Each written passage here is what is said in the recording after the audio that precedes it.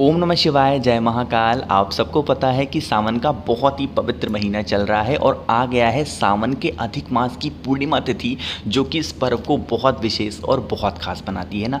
अगर आपकी कोई भी ऐसी इच्छा है जो आपको बहुत जल्दी पूरी करनी है ना, तो इस पूर्णिमा के दिन आपको गंगा जल का छोटा सा इस्तेमाल करना है, जो कि पूज्य गुरु जी की कथा से सुन के बहुत अच्छे से आपको बताऊँगा। आपकी जो भी विशेष बहुत दिनों से अधूरी है ना, वो सारी इच्छाएँ, सारी विशेष आपकी पूरी ज़रूर होंगी, ठीक है। लेकिन उससे पहले आपको बता दूं कि इस पूर्णिमा पर करने वाले 4 बहुत ही सुंदर से उपाय की बात इस पूरी वीडियो में हम लोग करने वाले हैं, ठीक है। चलो, सबसे पहले हम लोग उपाय की बात करते हैं गंगा जल से, जिससे आपके जीवन के सारे कष्ट खत्म होंगे, है ना।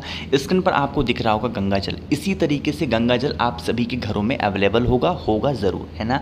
क्या करेंगे, एक तांबे का लोटा लेना। इस तांबे के लोटे में आपको भरना होगा जल, और इसमें 10 से 11 बूंद या फिर 1 चम्मच, जितना भी आपके पास में हो। अगर ज़्यादा मात्रा में हो तो ज़्यादा डाल दो, कम मात्रा में हो तो कम डाल दो, कोई दिक्कत नहीं है, ठीक है। और इस कलश को लेके पहुंच जाना महादेव के शिवलिंग के पास। पूर्णिमा के दिन जो भी व्यक्ति जल में गंगा जल मिला करके महादेव के शिवलिंग के ऊपर समर्पित करता है, भले ही वो बेलपत्र चढ़ाए ना चढ़ाए, धतूरा चढ़ाए ना चढ़ाए, चंदन लगाए ना लगाए, लेकिन पूर्णिमा के दिन जो भी व्यक्ति महादेव के शिवलिंग के ऊपर गंगा जल का जल समर्पित कर देता है, उससे महादेव बहुत प्रसन्न होते हैं और उसकी जो विशेष होती हैं बहुत जल्दी पूरी करते हैं। बस जब आप जल को चढ़ाएंगे तो यहाँ पर महादेव का एक बहुत प्यारा नाम बोलना है, वो है चंद्रमौली महादेव। कौन से महादेव? चंद्रमौली महादेव। क्योंकि पूर्णिमा के दिन 2 नाम महादेव के बोले जाते हैं।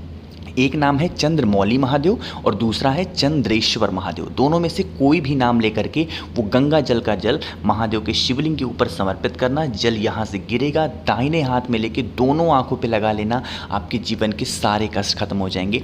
पूर्णिमा है, वो भी अधिक मास की पूर्णिमा है, तो इससे सुंदर दिन इस उपाय को करने का नहीं हो सकता, तो ज़रूर करिएगा, ठीक है। चलो, यहाँ पर हमने बात कर ली है अपने पहले उपाय की। आगे बढ़ते हैं इस वीडियो में हम लोग अपने दूसरे उपाय की तरफ। कहोगे भैया दूसरा उपाय बताने से पहले इसके बेनिफिट क्या है, फ़ायदे क्या हैं, वो बता दो। देखो, अगर आपके घर में माता लक्ष्मी की बहुत कमी है, पूरा कहने का मतलब क्या है कि अगर आपके घर में पैसों की बहुत दिक्कत होती है, भले ही कर्ज बढ़ते जा रहे हैं, सब सारी की सारी समस्याएं आ रही है ना, तो आपको एक छोटा सा उपाय करना है। स्क्रीन पर आपको दिख रहा होगा सफ़ेद फूल, दिख रहा है ना।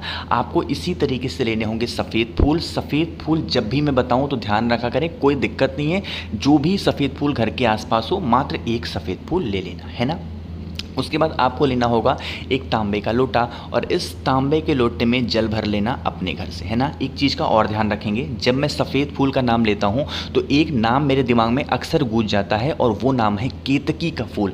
भूल कर भी, गलती से भी, सपने में भी केतकी का फूल लेकर के महादेव के शिवलिंग के ऊपर अगर आपने समर्पित कर दिया तो 1000 गऊ हत्या का पाप लगता है। यहाँ पर फोटो आपको दिख रही होगी केतकी के फूल की, यही होती है। ये फूल कहीं पर भी दिख जाए तो इस फूल को महादेव के शिवलिंग पे मत चढ़ाना, बाकी कहीं पर भी चढ़ा दो, कोई दिक्कत नहीं है, बस महादेव के शिवलिंग के ऊपर मत चढ़ाना, वरना बहुत पाप लगता है, ठीक है।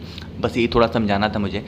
तो यहाँ पर आपने जल ले लिया। अब इन दोनों चीज़ों को लेके पहुँच जाना महादेव के शिवलिंग के पास शाम के टाइम पे प्रदोष काल में। कब जाओगे? पूर्णिमा के दिन शाम के टाइम पे प्रदोष काल में पहुँचना। फेस रखना उत्तर दिशा, यानी कि नॉर्थ डायरेक्शन। जो आपके पास में एक सफ़ेद फूल है ना, उसको महादेव के शिवलिंग के ठीक ऊपर समर्पित कर देना। श्री शिवाय नमस्तुभ्यम का ध्यान करते हुए डंडी होगी बाहर की तरफ और पत्ती का मुख होगा, फूल का मुख होगा, वो होगा आपकी तरफ, ठीक है। समर्पित कर दिया। समर्पित करने के बाद क्या करेंगे, आपको एक लोटा जल उसी के ऊपर समर्पित करना है जो सफ़ेद फूल है, कहीं और नहीं चढ़ाना है, सफ़ेद फूल के ऊपर चढ़ाना। एक चीज़ का और ध्यान रखेंगे, ठीक है। देखो, मैंने अभी आपको बताया कि डंडी होनी चाहिए माता अशोक सुंदरी की तरफ और फूल का भाग होना चाहिए आपकी तरफ, लेकिन यहाँ पर थोड़ा सा परिवर्तन करेंगे। जो डंडी होगी वो ऊपर की तरफ रख देना। जैसे फूल ऐसे होता है ना, ऐसे करके फूल होता है, तो फूल को महादेव के शिवलिंग के पे टच करना, और जो डंडी का भाग होगा या तो आप अपनी तरफ रखना या ऊपर की तरफ करना। इस तरीके से फूल चढ़ाया जाता है। मेरी थोड़ी सी गलती हो गई। इतना करने के बाद एक लोटा जल जो भी व्यक्ति फूल के ऊपर समर्पित कर देता है, उसके घर में हमेशा माता लक्ष्मी का वास बना रहता है। कभी भी उनके घर में पैसों को लेके कोई प्रॉब्लम नहीं होती। समझ में आई क्या बात? तो इस उपाय को ज़रूर करेंगे। 2 उपाय की बात कर ली जो कि काफ़ी ईजी, बहुत ज़्यादा आसान थे, है ना। आगे बढ़ते हैं इस वीडियो में हम लोग अपने तीसरे उपाय की तरफ। लेकिन तीसरा उपाय क्या है, इसके क्या फ़ायदे हैं, उससे पहले एक छोटा सा काम, और वो है वीडियो को करिए लाइक। जितने भी भाई बहन मेरी आवाज़ पहली बार सुन रहे हैं, चैनल को सब्सक्राइब ज़रूर करिएगा, ठीक है। अब देखो, जब भी पूर्णिमा आती है तो गुरुजी अपनी कथा में इस उपाय का जिक्र हमेशा करते हैं। आप लोगों ने बहुत सारी वीडियोस को देखी होंगी, तो मुझे लगा आप सबको याद ज़रूर दिलाना चाहिए। स्क्रीन पर आपको दिख रहा होगा चावल का दाना, दिख रहा है ना। हमें मात्र एक चावल का दाना चाहिए, ज़्यादा नहीं लेना है, मात्र एक चावल का दाना जो खंडित ना हो, बिल्कुल खड़ा खड़ा हो, ठीक है, ले लिया। साथ ही साथ लेना होगा एक बहुत ही प्यारी सी, बहुत ही सुंदर सी बेलपत्र, और वो भी कहीं से कटी पिटी हुई नहीं होनी चाहिए, ठीक है। इन दोनों चीज़ों को लेना। साथ ही साथ लेना एक तांबे का लोटा, और इस तांबे के लोटे में जल भर देना, कहाँ से, अपने घर से, है ना। इन तीनों चीज़ों को लेके पहुंच जाना महादेव के शिवलिंग के पास। फेस रखोगे उत्तर दिशा, नॉर्थ डायरेक्शन, ठीक है। कोई भी एक दिशा डिसाइड कर लें। जैसे मैंने डिसाइड किया है कि मैं यहाँ खड़े होकर के चढ़ाऊंगा, तो जिस जगह पे खड़े होकर चढ़ाओगे वही जगह बेलपत्र भी चढ़ाओगे, उसी जगह से खड़े होकर चावल का दाना भी चढ़ाओगे, ठीक है। तो देखो फिर क्या करेंगे, सबसे पहले जो एक चावल का दाना है वो महादेव के शिवलिंग के ऊपर श्री शिवाय नमस्तुभ्यम का ध्यान करते हुए समर्पित करना, ठीक है। पहला समर्पित कर दिया।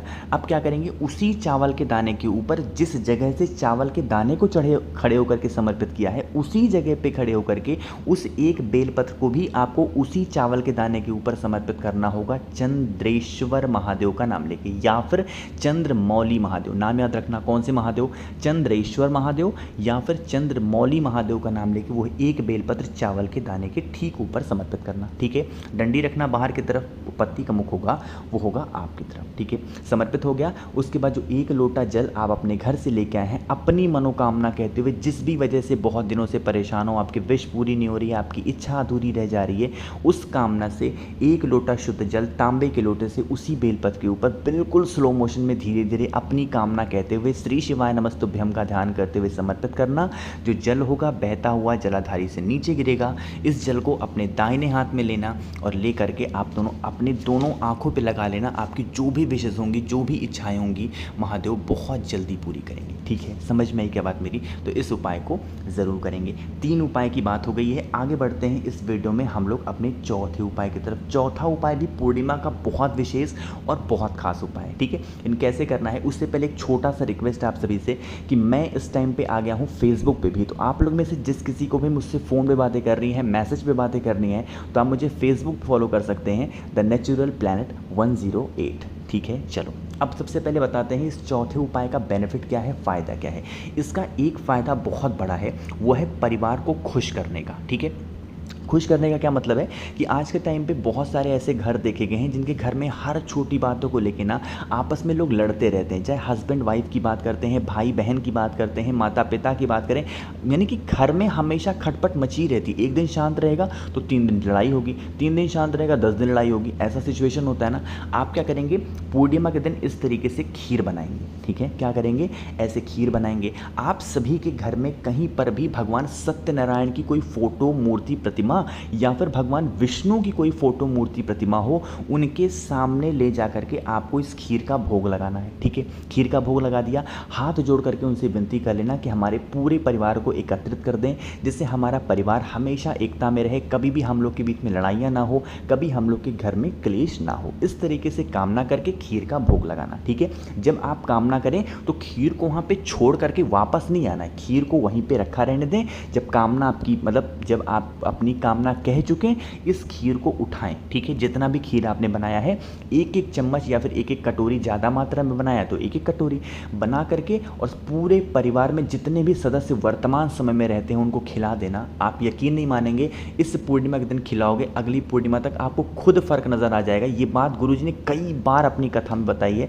अगर आप नियमित रूप से सुनते होंगे कथा को तो आपको ये बातें याद ज़रूर आई होंगी, ठीक है। करके देखिएगा, आपके घर में कभी लड़ाई झगड़े नहीं होंगे, हमेशा प्रेम बना होगा। कोशिश की मैंने अच्छा समझाने की। वीडियो पसंद आई हो तो लाइक कर दीजिएगा। कुछ पूछना हो, नहीं समझ में आया, नीचे कमेंट में पूछें। और जितने भी लोग अचानक से चैनल पे आए हैं, मेरी आवाज़ पहली बार सुन रहे हैं, तो चैनल को सब्सक्राइब करिएगा। ओम नमः शिवाय, जय महाकाल।